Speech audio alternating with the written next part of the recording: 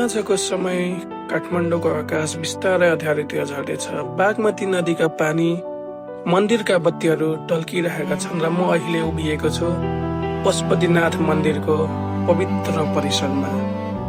यहाँको माहौल शब्दमा बयान गर्न सजिलो छैन। एकातिर घन्टीको आवाज, अर्कोतिर शङ्खको धुन।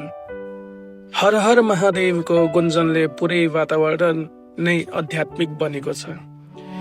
हेर्नुहोस्, बागमती किनारमा सयौं मानिसहरू आरती हेर्न भेला भएका छन्। कोही मोबाइलमा भिडियो खिचिरहेका छन्, कोही आँखा चिम्लेर भगवानलाई सम्झिरहेका छन्। आरतीको दियोहरू हावासँगै हल्का हल्लिरहेका छन् र त्यो दृश्य साँच्चै मन छुने खालको छ।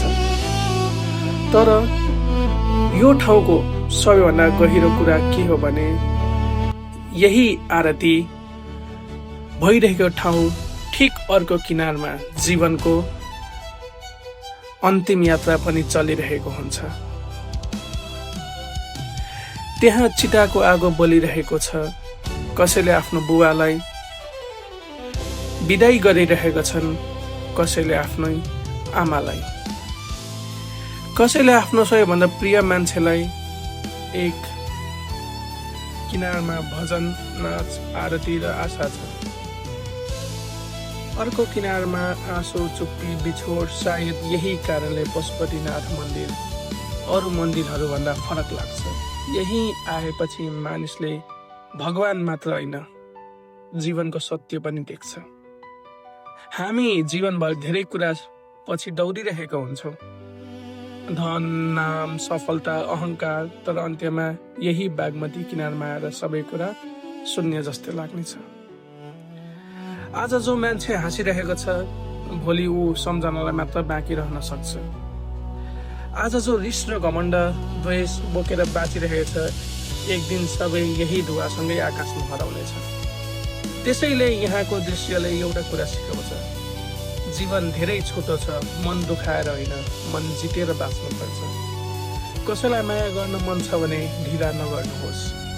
आफ्नो परिवारसँग समय बिताउनुहोस्। रिसलाई कम गर्नुहोस्, किनकि समय कसैको लागि रोकिन्न।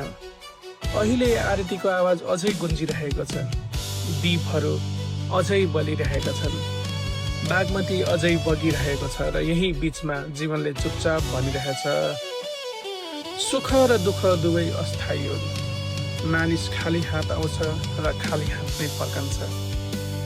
साँच्चै भन्नुपर्दा यदि जीवन बुझ्न चाहनुहुन्छ भने एक पटक बेलुकाको समयमा पशुपतिनाथ मन्दिर आउनुहोस्। सायद यहाँको आरतीले, यहाँको धुवा, यहाँको बागमती र यहाँको मन्त्रले तपाईँको जीवनको त्यो सत्य बुझाइदिनेछ जुन कुनै किताबले कहिले सिकाउन सक्दैन। हर हर महादेव, हर हर महादेव, हर हर महादेव। जय शम्भु।